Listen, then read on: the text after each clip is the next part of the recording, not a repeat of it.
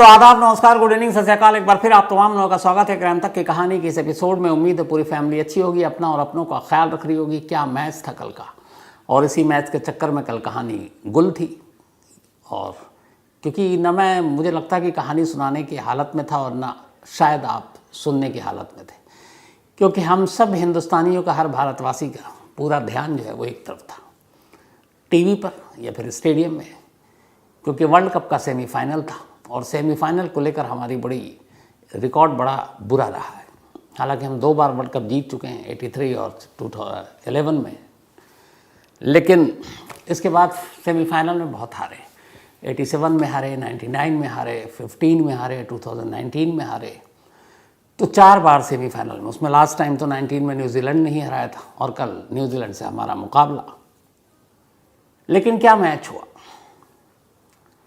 397 semifinal जैसे match में, knockout stage पर जिसमें हार कर बाहर होना है, एक तो नसीब ने साथ दिया। पहले हमने टॉस जीता, जब टॉस जीता तो फिर मुझे उम्मीद हो गई कि हम मैच जीतेंगे। लेकिन मुझे ये भी नहीं मालूम था कि हम 397 रन बनाएंगे। मेरा ये था कि 330 350 तक स्कोर थोड़ा सा सेफ होगा। क्या बैटिंग हुई है।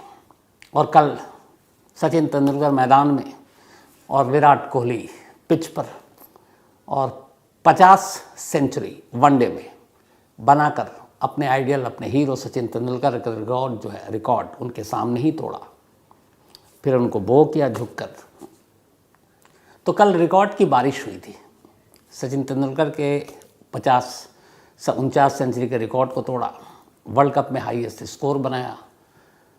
सबसे ज़्यादा छक्के जो है वो रोहित शर्मा ने अपने नाम किए। किसी एक वनडे में नॉकआउट स्टेज वर्ल्ड कप के मैच में 7 विकेट लेने वाले पहले बॉलर मोहम्मद शामी बन गए। श्रेयस अय्यर ने जिस तरीके से 62 गेंद पे धुआंधार सेंचुरी बनाकर पूरा मैच का टेम्पो बदला। गिल ने जिस तरीके की बैटिंग की, हालांकि अनलकी रहे कि 79 पे उनको स्क्रैम्प आ गया और बाहर गया, वरना एक सेंचुरी उनकी पक्की थी। तो उसके बाद अब न्यूजीलैंड बैटिंग करने आई। 397 किसी भी टीम के लिए बहुत बड़ा स्कोर होता है, 98 बनाकर जीतना। लेकिन न्यूजीलैंड के साथ एक चीज़ है, पता नहीं आप लोग भी इस बात को महसूस करते हैं कि नहीं। हम दुनिया में जितने लोगों से भी क्रिकेट खेलते हैं, न्यूजीलैंड इकलौती टीम है जो बहुत प्यारी और अपनी जैसी लगती है, अच्छी लगती है। मतलब उनको हरा के खुशी भी हुई होती है और फिर उनको लेकर अफसोस भी होता है। और लगता है कि यार ये बड़े अच्छे लोग हैं। न्यूजीलैंड की जो टीम है, चाहे विलियमसन हो या उनके जितने भी प्लेयर्स हों, तो एक तो मासूम है बड़े।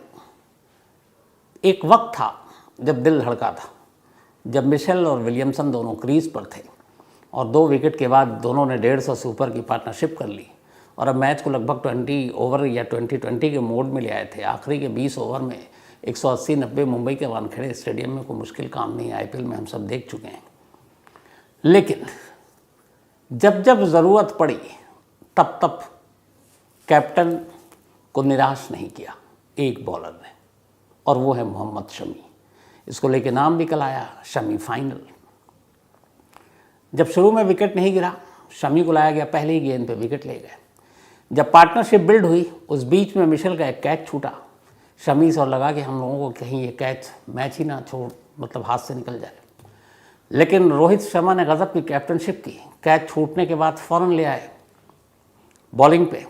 उसके बाद फिर 1 ओवर में 2 विकेट लिया। फिर उसके बाद न्यूजीलैंड के बैट्समैन को जमने ही नहीं दिया और लगभग 327 पे न्यूजीलैंड की टीम ऑल आउट हो गई। 70 रनों से हम ये मैच जीत गए। Man of the match Mohammed Shami रहे। और आज की कहानी उसी शामी की कहानी, क्योंकि शामी की कहानी को हर एक को सुनना चाहिए। उसकी वजह ये है कि हम सब की ज़िंदगी में अलग अलग वक्त पर अलग अलग चीज़ें होती हैं। किस्मत भी होता है, कई बार किस्मत साथ नहीं देती, कई बार मौका होता है, कई बार मौका नहीं मिलता। हर पेशे में, सिर्फ क्रिकेट में ही नहीं है। कई लोगों को मौका नहीं मिलता है इसलिए वो कुछ कर नहीं पाते। कई लोगों को मौका मिलता है, वो उसको भुना नहीं पाते तो कुछ नहीं कर पाते। कई लोगों को मौका मिलता है और उस मौके को वो फ़ौरन भुना लेते हैं, क्योंकि किस्मत मौका बार बार नहीं देती, और किस्मत मौका देने के बाद इंतज़ार भी नहीं करती कि आप उस मौके को कब भुनाएंगे। क्या पता कब किस्मत पलट जाए और वो मौका आपसे वापस ले ले। शमी की ज़िंदगी की कहानी कुछ ऐसी ही है, किस्मत और मौके की कहानी है। दिल्ली से बहुत ज़्यादा दूर नहीं है, अमरोहा एक इलाका है यूपी में। कमाल अमरोही नाम याद होगा आपको, बहुत मशहूर डायरेक्टर जिन्होंने शायद वो मीना कुमारी और दिलीप कुमार को लेके जो मशहूर फिल्म बनी थी, एक मुग़ल आज़म शायद उन्हीं की थी, या पाकीज़ा। तो कमाल अमरोही मशहूर डायरेक्टर, उनका इलाका है अमरोहा। और उसी अमरोहा में एक गांव है और उस गांव का नाम है उस गांव का जो नाम है बहुत ही खूबसूरत सा नाम है साहसपुर। तो अमरोहा के साहसपुर में पैदा हुए मोहम्मद शामी, लेकिन इनके पैदाइश से लेकर क्रिकेट ग्राउंड तक और फिर इनकी पर्सनल ज़िंदगी में, यानी कि मैदान के अंदर और मैदान के बाहर क्या हुआ, मौके वाली बात पूरी कर देता हूँ कि किस्मत जब मौका देता है तो इंतज़ार नहीं करता है आप भुनाते हैं कि नहीं भुनाते हैं। जब इंडियन बॉलिंग लाइन एक तरह से एकदम फिक्स हो गई तो ये था कि जब बुमराह बाहर थे तो शामी खेल रहे थे। बुमराह के बाद जाहिर सी बात है बुमराह की जगह कोई नहीं ले सकता है, जो लाइन लेंथ यॉर्कर। तब बुमराह आ गए, इधर सिराज अपने उरूज पर अच्छी बॉलिंग कर रहे हैं, तो बुमराह और सिराज को आप बिठा नहीं सकते, तो बैठेगा कौन? मोहम्मद शामी। एशिया कप में भी शामी को कई मैचों में बिठाया गया, अब वर्ल्ड कप में भी ये था कि आप 5 ही बॉलर को खिला सकते हैं। अब उसमें बुमराह और सिराज की जगह पक्की हो गई। आप स्पिनर में कुलदीप यादव और रविंद्र जडेजा है और एक ऑलराउंडर के तौर पर हार्दिक पांड्या या फिर शार्दुल ठाकुर थे। तो शामी के लिए कोई जगह नहीं थी इस वर्ल्ड कप में। पहला मैच इंडिया का ऑस्ट्रेलिया से हुआ, शामी को जगह नहीं मिली। दूसरा मैच अफगानिस्तान से हुआ, शामी को जगह नहीं मिली। तीसरा मैच पाकिस्तान से हुआ अहमदाबाद में, शामी को जगह नहीं मिली। चौथा मैच बांग्लादेश से हुआ, शामी को टीम में उनके लिए कोई जगह नहीं थी। वर्ल्ड कप के पहले 4 मैच में शामी बेंच पर बैठे हुए थे। चौथे मैच के दौरान अचानक जो हार्दिक पांड्या थे, बॉल रोकते वक्त उनके पैर में चोट लगी और वो इंजर्ड हो गए। अब हार्दिक पांड्या इंजर्ड, बाहर। अब अचानक ये चीज़ हो गई, हमारा वर्ल्ड का टॉप ऑलराउंडर और वो इंजर्ड है। अब उसकी जगह कैप्टन या तो फिर शार्दुल ठाकुर को खिलाते, क्योंकि शार्दुल ठाकुर भी एक ऑलराउंडर के तौर पर देखे जाते हैं, या एक एक्स्ट्रा बैट्समैन को लेते, ज़्यादा डिफेंसिव होते। तो ईशान किशन बैठे हुए हैं, उसके अलावा आपके सूर्य कुमार यादव सभी थे। या फिर बॉलर ही लेना था तो उनकी जगह अश्विन को खिला लेते। लेकिन रोहित शर्मा की कप्तानी का जवाब नहीं। जब हार्दिक पांड्या टीम से बाहर हुए तो उन्होंने एक ऑलराउंडर की जगह एक बैट्समैन या बैट्समैन वाला ऑलराउंडर नहीं लिया, बल्कि एक प्योर बॉलर लिया, और वो थे मोहम्मद शामी। वर्ल्ड कप के 4 मैच में बेंच पर बैठे शामी को धर्मशाला में न्यूजीलैंड के खिलाफ पहला मौका मिला। किस्मत और मौका इसी को कहते हैं। कोई सीन नहीं बन रहा था, हार्दिक पांड्या बाहर हो गए, शामी को मौका मिला धर्मशाला के विकेट पर न्यूजीलैंड के खिलाफ, और न्यूजीलैंड की team defending world champion. Shami ने पहला ही मैच खेला वर्ल्ड कप का और 5वां मैच था टोटल इंडिया का, 5 विकेट ले गए। और क्या बॉलिंग की। अब एक बॉलर 5 विकेट ले जाए तो उसमें यह था कि शामी को अभी आजमाया गया, न्यूजीलैंड के खिलाफ नहीं चले तो अगले मैच में शायद शार्दुल ठाकुर आ जाएं, अश्विन आ जाएं। शामी को भी ये बात पता थी, लेकिन शामी ने ऐसा परफॉर्मेंस किया कि कैप्टन क्या टीम मैनेजमेंट भी सोचने पे मजबूर हो गया कि अब ऐसे बॉलर को कैसे बिठा दें जो पहले आते ही बेंच पे बैठा और 5 विकेट ले गया। चलो भाई, ये हुआ कि उनको अब दूसरा मौका दिया जाए। अगला मैच इंग्लैंड में था, लखनऊ में, और उस मैच का गवाह मैं भी था, स्टेडियम में मौजूद था। वहाँ पर इंडिया सिर्फ 229 रन के करीब बनाती है। शामी बॉलिंग के लिए आते हैं, 4 विकेट अपने दूसरे ही मैच में लखनऊ में इंग्लैंड के खिलाफ, 5-4 9 विकेट हो गए शामी के सिर्फ 2 मैच में। अब तीसरा मैच परफॉर्मेंस अच्छा चल रहा, श्रीलंका के खिलाफ था पुणे में। शामी को फिर बॉलिंग दी गई, श्रीलंका के खिलाफ 5 विकेट, फिर से पहले में 5, दूसरे में 4, फिर तीसरे में 5, 14 विकेट 3 मैच में। बिठाने का अब सवाल ही नहीं है, अब वो टीम के परमानेंट मेंबर बन गए। अब चौथा मैच आया उनके बाद नीदरलैंड के खिलाफ, 2 विकेट मिले, बल्कि नीदरलैंड के खिलाफ कोई विकेट नहीं मिला, क्योंकि नीदरलैंड तक हम एक तरह से पहुंच ही चुके थे सेमीफाइनल में। तो उसमें रोहित ने भी बॉलिंग की, विराट ने भी बॉलिंग की, सूर्य कुमार यादव ने ही बॉलिंग की, और अपने मेन बॉलर को रोहित शर्मा ने थोड़ा सा आराम दिया। तो पहला मैच था जिसमें शामी को विकेट नहीं मिला। अब उसके बाद नॉकआउट आ गया, सेमीफाइनल मुंबई के वानखेड़े स्टेडियम में कल। 397 बड़ा स्कोर था, लेकिन जिस तरीके से विलियमसन और मिशेल ने फिर पार्टनरशिप बिल्डअप की, अब बल्कि शुरू में जब पहला ओवर शुरू हुआ तो ये था कि बॉल हिल रही है, 10 ओवर तक विकेट लो वरना क्या पता ड्यू आ जाए। पहला ओवर और पहली ही गेंद कॉनवे, जो उनका मेन खतरनाक बैट्समैन, शामी ने विकेट ले लिया। उसके बाद उन्होंने दूसरा विकेट लिया, रचिन रविंद्रा को आउट किया। इसके बाद जब लग रहा था कि न्यूजीलैंड गेम में वापस आ रही है, उन्होंने एक एक कर 5 और विकेट लिए और वर्ल्ड कप के पहले प्लेयर बन गए जिन्होंने वनडे में वर्ल्ड कप में 7 विकेट लिए हो, 50, 55 या 57 रन देकर। सिर्फ 6 मैच में 23 विकेट हो चुके हैं शामी के, जबकि मैच हुए अगर सेमीफाइनल को काउंट कर लीजिए तो 10।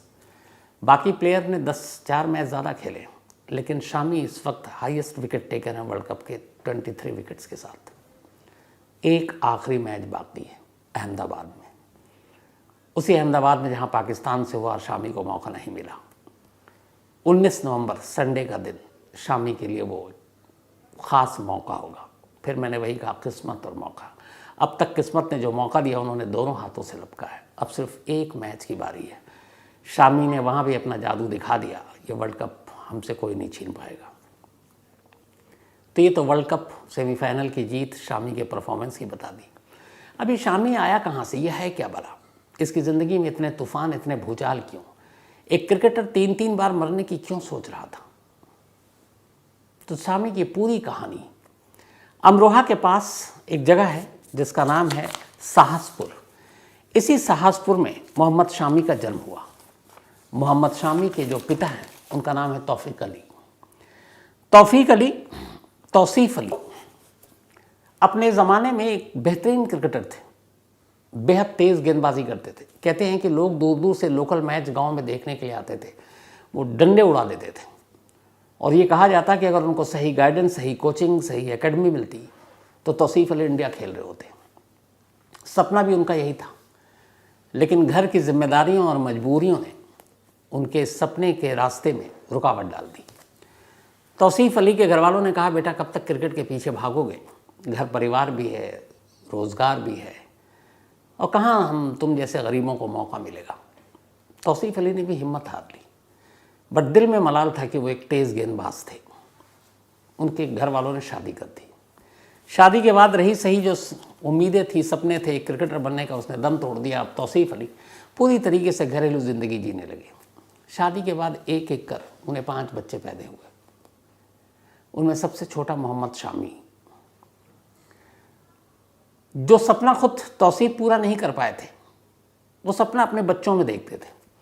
जब बच्चे पैदा हुए, उनके बेटे, तो उन्होंने सभी को बचपन से ही बल्ला और बॉल थमा दिया हाथ में और ख़ुद ही प्रैक्टिस कराते। खेलने का शौक़ था, खुद खेलते, बच्चों के साथ खेलते, उन्हें प्रैक्टिस कराते, लेकिन इस एम के साथ कि इनमें से जो अच्छा बनेगा इसको क्रिकेटर बनाएंगे। इत्तेफाक से सबसे छोटा बेटा मोहम्मद शमी, उसके अंदर वो गुण था, वो उन्होंने बचपन में भांप लिया।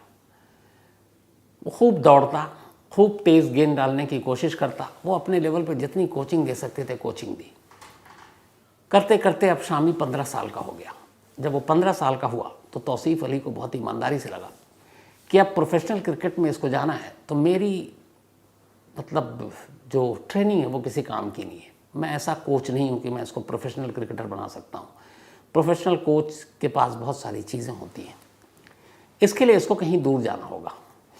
फिर उन्होंने फैसला किया कि अमरोहा से करीब 22 किलोमीटर दूर मुरादाबाद है, बर्तनों के लिए बड़ा मशहूर है मुरादाबाद। तो उन्हें पता चला कि मुरादाबाद में एक क्रिकेट एकेडमी है जिसके एक कोच हैं बदरुद्दीन, और वो बड़े अच्छे कोच हैं। किसी तरीके से उन्होंने उनका पता लिया और शामी 15 साल की उम्र में उसका हाथ पकड़कर मुरादाबाद पहुंच गए और बदरुद्दीन से मुलाकात की और कहा कि मेरा बेटा बहुत तेज़ गेंद फेंकता है, आप इसको अपनी एकेडमी में रख लें, इसको कोचिंग दें। बदरुद्दीन के बाद बहुत सारे लड़के आते थे। उन्होंने देखा अभी कोई ट्रायल नहीं, कुछ नहीं।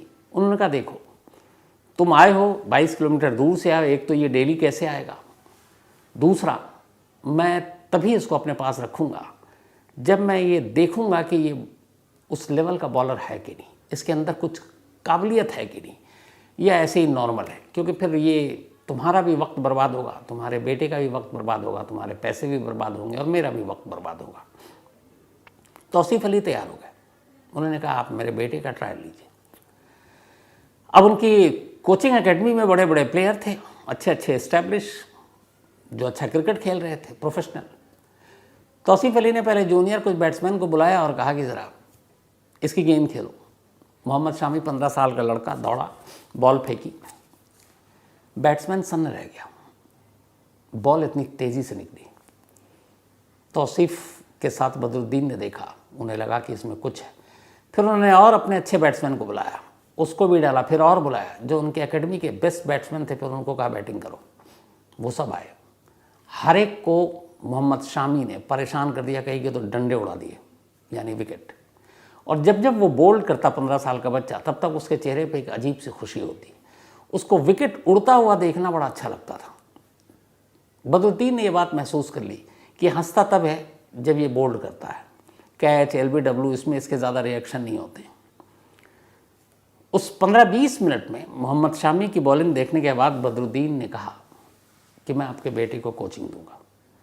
अब इसके बाद मोहम्मद शामी तौसीफ के हाथों से निकलकर बदरुद्दीन तक पहुंच गया। बदरुद्दीन ने अब उसको कोचिंग देनी शुरू की। शर्त ये थी कि यहाँ पाबंदी से आना पड़ेगा, पर उन्हें पता नहीं था कि बदरुद्दीन से भी कहीं ज़्यादा जुनून तो उस लड़के में है।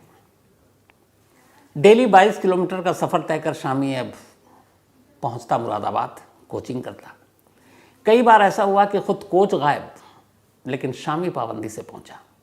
कई ईद बकरीद के मौके आए, वो नमाज़ पढ़ता और फिर मेहमानों से मिलता, फिर निकल जाता।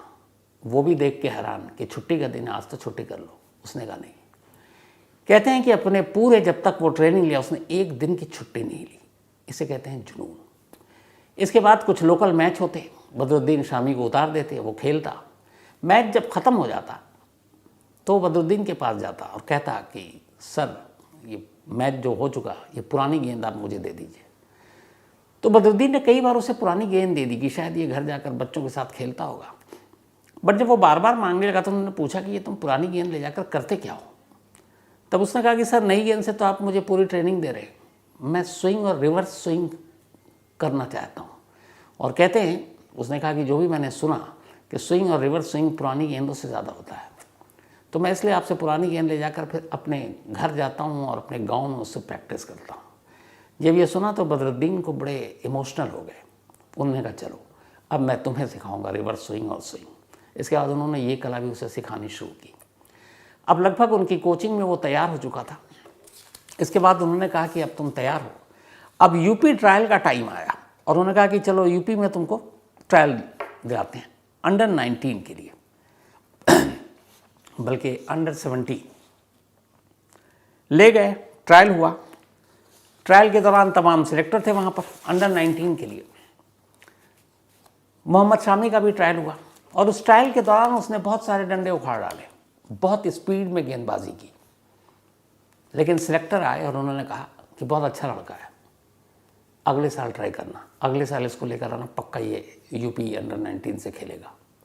बदरुद्दीन समझ गए, क्योंकि इससे पहले भी उनके साथ, उनके बच्चों के साथ कई बार ऐसा हो चुका था। क्रिकेट में पॉलिटिक्स बहुत बड़ा एक ज़ख्म और नासूर की तरह है।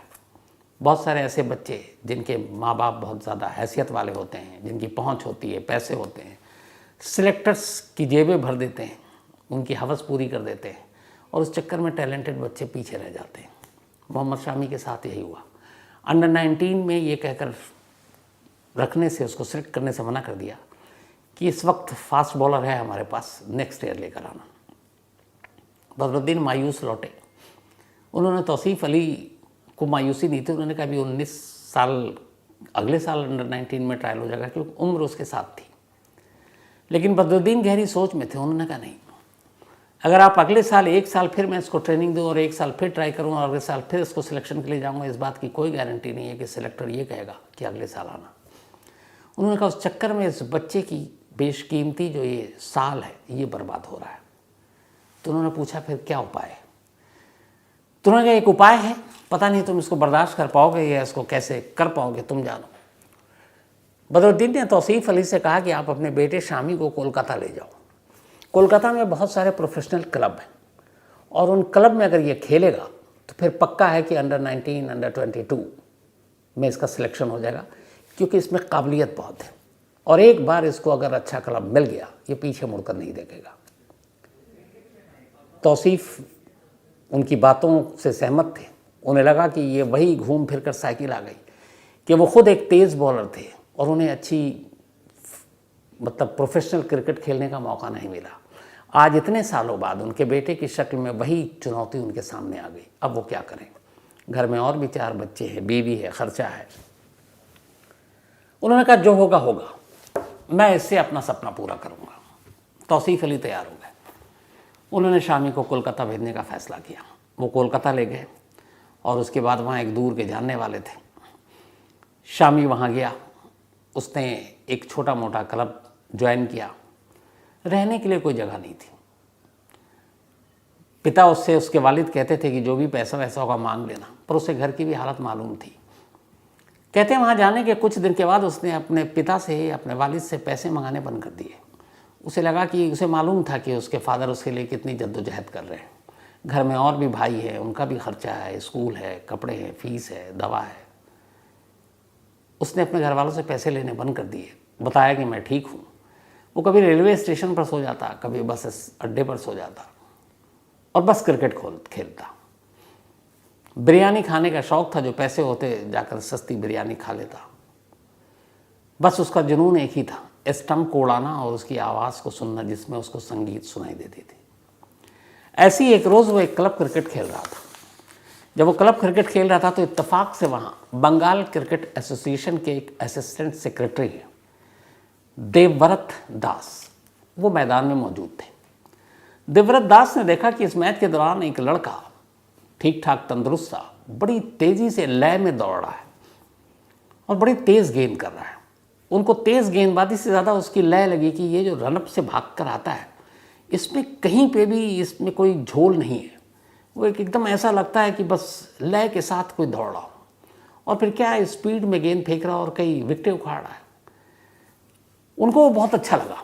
मैच ख़त्म होने के बाद वो उसके पास गए। उन्होंने पूछा तुम्हारा नाम क्या? उसने कहा मोहम्मद शमी। बताया अमरोहा से आए। बोला यहाँ कहाँ रुके हो? वो थोड़ा शर्माया, झिझका। बताया कि कोई जगह नहीं है, कभी रेलवे स्टेशन पर सो जाता हूँ, कभी बस अड्डे पर।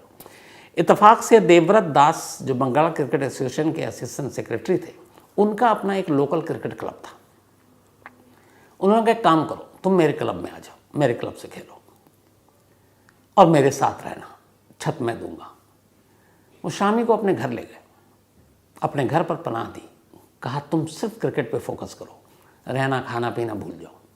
अब वो उनके क्लब के लिए खेलने लगा, खूब कामयाब, एक से एक मैच जिता रहा है। देवव्रत दास उसको देख देख कर खुश हो रहे हैं। उनको लगा कि ये लड़के में बहुत पोटेंशियल है, आगे जा सकता है। एक रोज़ बंगाल क्रिकेट एसोसिएशन के एक सिलेक्टर थे, चयनकर्ता, मिस्टर बैनर्जी। देवव्रत दास ने बैनर्जी को कहा कि आओ एक तुमको मैच दिखाता हूँ। शामी वो मैच खेल रहा था। ले जाकर उन्होंने कहा कि देखो ये लड़का है, ये तेज़ बॉलर है, इसकी गेंद स्विंग भी होती है, इसके पास गति भी है, तुम इसको एक मौका दो बंगाल क्रिकेट एसोसिएशन में अंडर 22 के लिए। बैनर्जी ने कहा ठीक है, मैं देता हूँ। इसके बाद मोहम्मद शामी का सिलेक्शन हो गया अंडर 22 में। इस तमाम कोशिश के बाद अब अंडर 22 में सिलेक्शन हुआ। उसके लिए अब शामी को ईडन गार्डन की एंट्री मिल गई, क्योंकि बंगाल टीम का हिस्सा था। जब वो ईडन गार्डन पहुंचा तो वहाँ रणजी प्लेयर सारे प्रैक्टिस करते थे और साथ में प्रैक्टिस करते थे प्रिंस ऑफ कोलकाता, हमारे देश के कामयाब कप्तानों में से एक सौरभ गांगुली यानी दादा एक दिन प्रैक्टिस कर रहे थे। नेट पे जो लोकल बॉलर होते हैं, यही अंडर 22, 19 या और भी क्लब वाले बहुत सारे आते हैं, तो वो अमूमन बॉल डालते हैं। मोहम्मद शामी ताक में थे, क्योंकि जानते थे कि ये दादा हैं, कि इनको नेट पे बॉल डालूं। कतार में लग गए, बारी आई, बॉल डाली। गांगुली मोहम्मद शामी की कुछ गेंद खेल के समझ गए कि इस लड़के में बड़ा ज़बरदस्त पोटेंशियल है। उन्होंने नाम पता पूछा। फिर उन्होंने बंगाल सेलेक्टर जो थे रणजी के, उनसे कहा कि ये लड़का है, इसको देखो। दादा के कहने पर शामी का सिलेक्शन बंगाल की रणजी टीम में हो गया। वो रणजी टीम में और पहले ही मैच में शायद 7 विकेट लिया। रणजी टीम में आने के बाद फिर शामी ने पलट कर नहीं देखा। इसके बाद आईपीएल शुरू हुआ, उनको 11-12 में आईपीएल में मौका मिला। दादा के कहने पर शामी को केकेआर ने ख़रीदा, कोलकाता नाइट राइडर।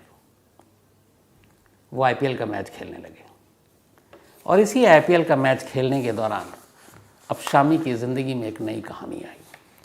जब वो आईपीएल खेलने लगे तो आपको याद होगा कि आईपीएल के दौरान बहुत सारी चीयर लीडर्स होती हैं जो हर चौके छक्के और विकेट पर उठती हैं, डांस करती हैं। ईडन गार्डन में ऐसी एक चीयर लीडर बैठी थी, नाम था हसीन जहां, बेहद खूबसूरत, मॉडलिंग की दुनिया से आई थी। जब क्रिकेट में चेयर लीडर की मांग बढ़ी तो पता चला काफ़ी पैसे मिलते हैं। हसीन जहां ने भी अप्लाई किया और उनको कोलकाता नाइट राइडर का जो और चेयर लीडर्स थी उनमें से एक सिलेक्ट हो गई। अब वो सिलेक्ट हो गई।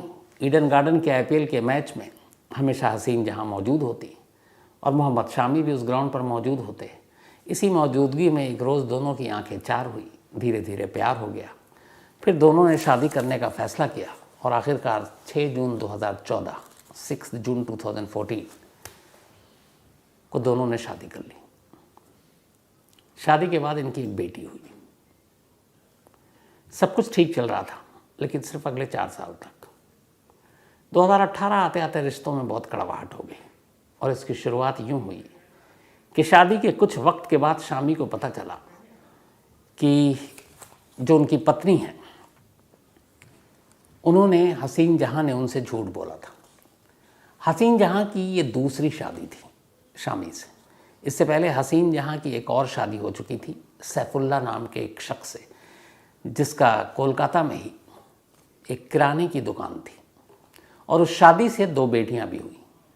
हसीन जहां पैदा हुई उसी मोहल्ले में सैफुद्दीन रहा करता था।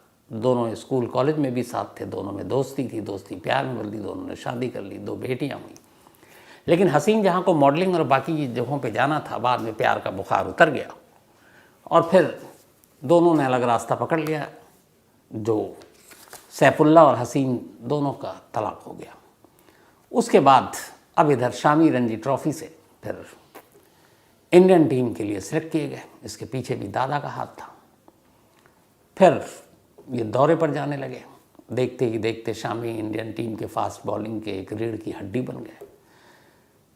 पहले ही टेस्ट में इन्होंने, ईडन गार्डन में ही वो टेस्ट मैच हुआ था जो इंडिया जीती थी अगेंस्ट वेस्ट इंडीज़।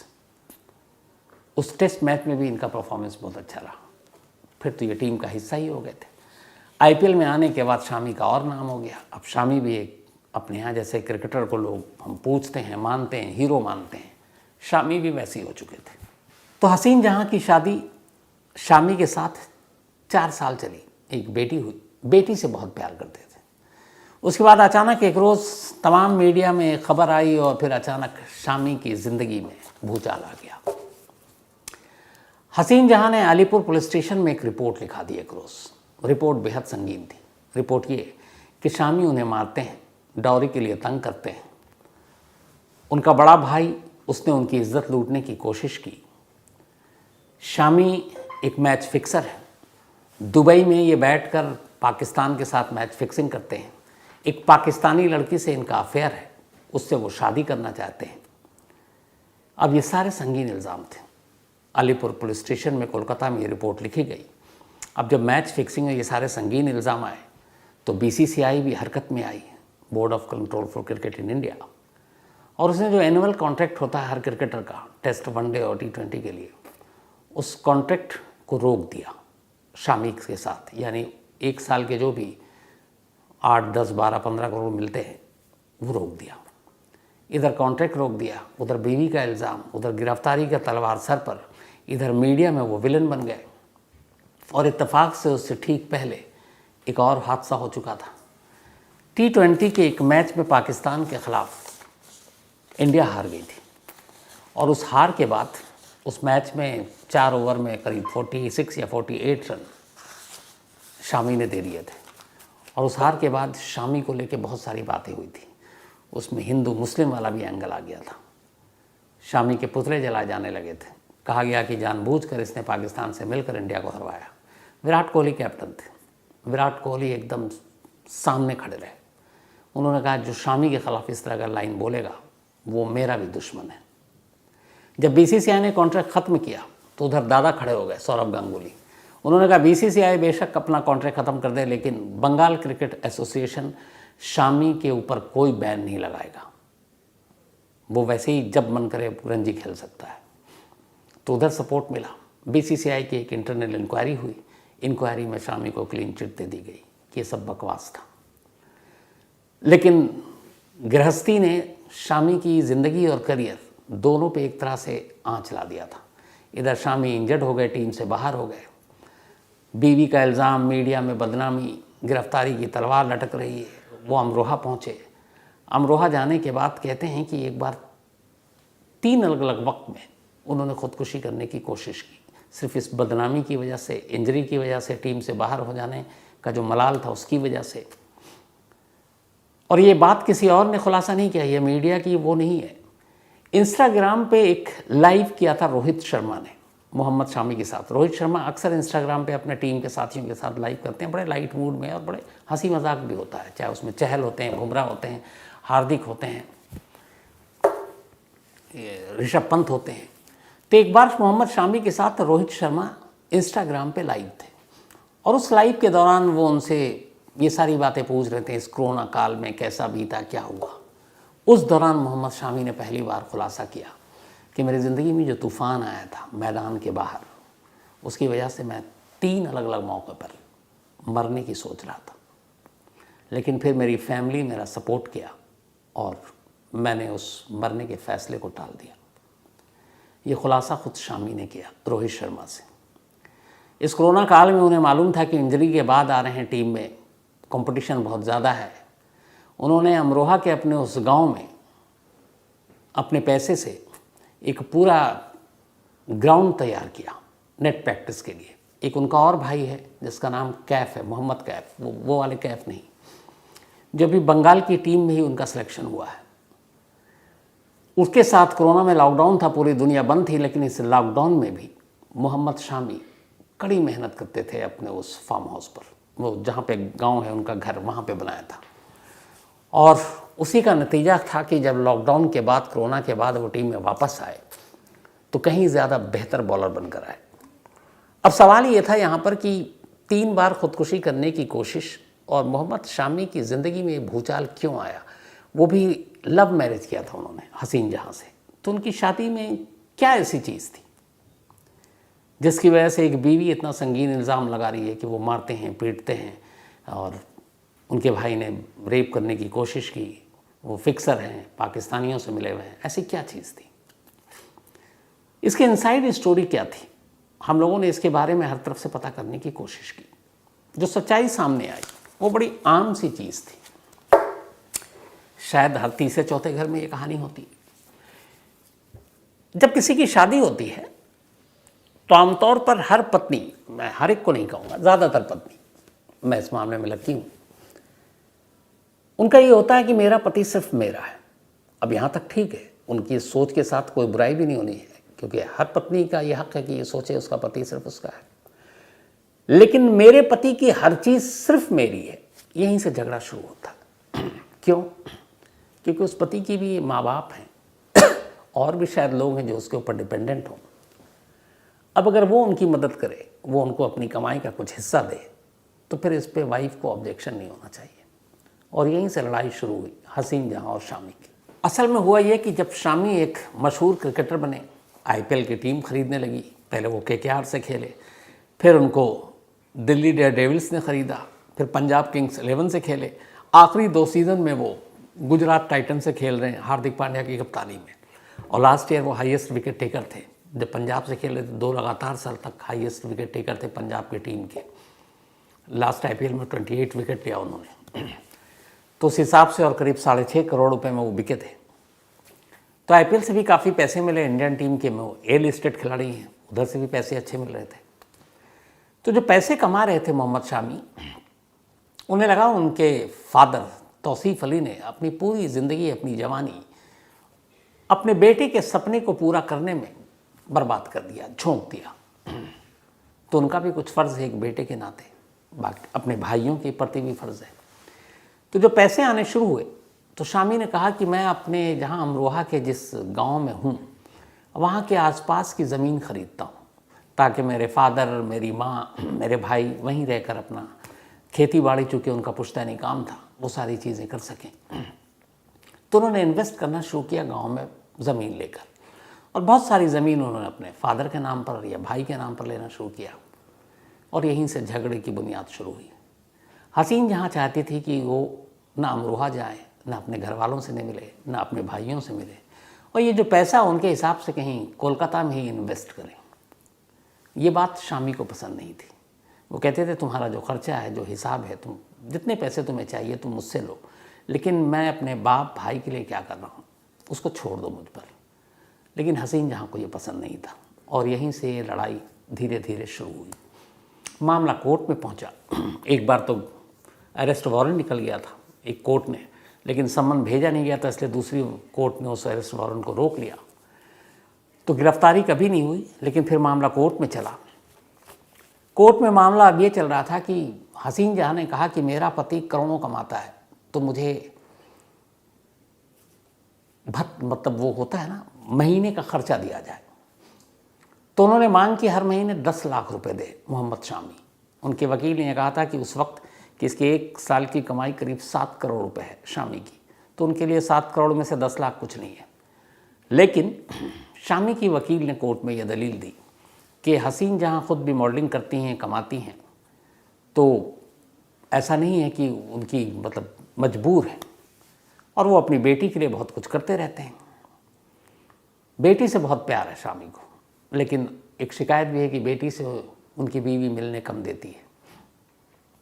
तो 10 लाख का गुजारा भत्ता मांगा, लेकिन अभी कोर्ट ने फैसला सुनाया है 2023 में ही, और कोर्ट ने कहा कि मोहम्मद शामी हर महीने 1,30,000 रुपये हसीन जहाँ को देंगे। इसमें से 80,000 रुपये मोहम्मद शामी की बेटी के लिए होगा, और बाकी के 50,000 रुपये हसीन जहाँ के खर्चे के लिए। तो ये भी लास्ट हुआ है। इस बीच में पहले कई ड्रामा भी हुए। हसीन जहाँ अमरोहा पहुँच गई, घर पर जो बनवाया है शामी ने कि अब मैं यहीं रहूँगी, ये है वो है, बहुत पुलिस आई, फिर वो गए। कुल मिलाकर इस वक्त जो है मामला कोर्ट में अभी भी चल रहा है, लेकिन जो अब तो कोर्ट का फैसला होगा वो होगा। लेकिन जितने भी इल्ज़ाम थे, जो जैसे रेप का इल्ज़ाम लगाया था कि मोहम्मद शामी के बड़े भाई ने रेप की कोशिश की थी, कोलकाता की पुलिस ने उसकी जांच की और इसको झूठ बोल पाया। उन्होंने बाकायदा मेडिकल टेस्ट और सारी चीज़ें की और अपनी रिपोर्ट दी कि हसीन जहाँ का ये इल्ज़ाम झूठा है। उसी तरीके से डॉरी और टॉर्चर का मामला भी झूठा पाया गया, लेकिन ये मामला अभी भी कोर्ट में है। गुजारा भत्ते के लिए अब शायद वो, क्योंकि सिर्फ 1,30,000 उनके हिसाब से, तो वो अब हाई कोर्ट जाए। तो कोर्ट का मामला चल रहा है। और सोचिए कि एक तरफ घर का वो फ्रंट, बीवी का पब्लिकली, क्योंकि एक स्टार क्रिकेटर और उसकी पर्सनल लाइफ और उसको पब्लिक के बीच में गलत तस्वीर उसकी पेश की जा रही है। ऐसा शख्स जहनी तौर पर क्या उस पर गुजरती होगी। और दूसरी तरफ ऐसे हाई प्रेशर वाले मैच जिसमें सेमीफाइनल 140 करोड़ लोगों की उम्मीदें, और उसमें वो परफॉर्म करना। फिर ये भी देखना कि दूसरे अपने साथी क्रिकेटर की वाइफ, वो भी सब बैठी हुई हैं, और एक वो जिसकी वाइफ बैठना तो वहाँ पे दूर है, हालात ये है कि जेल भेजने की तैयारी कर चुकी। तो इसीलिए कहते हैं कि किस्मत, मौका, तकदीर और ये सारी चीज़ें उन्हीं लोगों का साथ देती हैं जो बहादुर होते हैं, और उनमें से एक है मोहम्मद शामी, जिन्होंने न सिर्फ मैदान के अंदर बल्कि मैदान के बाहर तमाम जद्दोजहद की, तमाम मुसीबतें झेली। और आज जो आखिरी लाइन ये कहकर ख़त्म करूँगा कि कल रात देश के प्रधानमंत्री नरेंद्र मोदी ने जो ट्वीट किया था इंडिया के सेमीफाइनल की जीत पर, उसमें पूरी इंडिया को बधाई दी, लेकिन मेंशन किया मोहम्मद शामी के खेल को और उसकी बॉलिंग को। तो ये होती है पहुंच, और ये होती है तकदीर, और ये होता है मौका, और उस मौके को बुनाने की कला। मोहम्मद शामी की कहानी मुझे लगता है बहुत सारे नौजवानों को प्रेरणा दे सकती है। तो आज की कहानी में इतना ही। कहीं को गलती हुई तो माफ़ कीजिएगा, और कहानी के बारे में अपनी राय ज़रूर दीजिएगा। और मुझे ये भी लगा कि मौका है इस वक्त, चूँकि अभी क्रिकेट का खुमार उतर नहीं रहा, और ये 19 भी नहीं कहूँगा, 20-21 से पहले उतरेगा भी नहीं, क्योंकि 19 को हम जीतेंगे तो फिर 20 तारीख को भी उसका जश्न रहेगा, 20-21 2-4 दिन तक तो इसकी बातें होती ही रहेंगी, तो फिर उसके बाद ही कुछ होगा।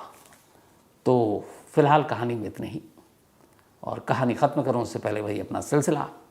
आज अविनाश जनागल इनका जन्मदिन है, तो हैप्पी बर्थडे अविनाश जी। आयुष ने भेजा है। मोहम्मद अनस खान का भी बर्थडे है, तो हैप्पी बर्थडे अनस। अमृत शर्मा का भी जन्मदिन है, तो हैप्पी बर्थडे अमृत। और ये रजनी शर्मा जी ने भेजा है। साथ ही जसवंत सिंह का भी जन्मदिन है, तो हैप्पी बर्थडे जसवंत जी। डॉक्टर नेहा सलगार इनका भी birthday, happy birthday doctor Neha. और ये आमिर सालगार की वाइफ हैं। संजीता आर्याल इनका भी आज जन्मदिन है, तो हैप्पी बर्थडे संजीता जी। और ये प्रज्वल घिमिरे की वाइफ है।